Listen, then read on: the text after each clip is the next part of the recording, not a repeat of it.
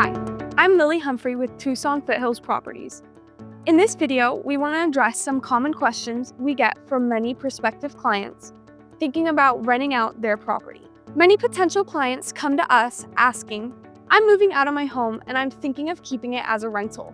Should I do that? Converting your primary residence to a rental property is not an easy decision, and it requires careful consideration. Today, we're going to cover some important questions you should ask yourself before making that choice. First off, would I buy this property as a rental myself? Ask yourself, if I didn't already own this property, would I be willing to buy it as a rental? Your primary residence might not be the ideal rental property. Consider whether it makes sense financially and practically as an investment property.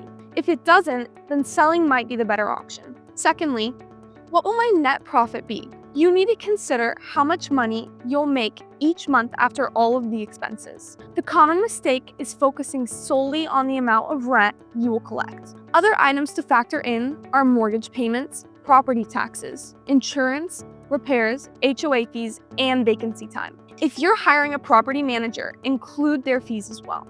This is your actual net profit. Before we get to the next point, I want to take a moment and tell you about the services at Tucson Foothills Properties. We offer a free rental analysis and a no-obligation in-home appointment with one of our professional licensed property managers to evaluate your property and recommend any repairs or improvements needed to be rent-ready. If you're a rental property owner in the Tucson or surrounding areas, visit us at TucsonFoothills.com to learn more about how we can help. Another good question to ask yourself is, what are my long-term plans? Consider your long-term plans for the property. If you're planning to move back to the property sometime in the future, renting might make sense. However, if you're planning on relocating permanently or selling the property, holding onto it as a rental might not be the best option for you. Lastly, we get questions about the tax implications of owning a rental property. While we're not qualified to directly advise, we know there are changes and we recommend talking to a qualified tax professional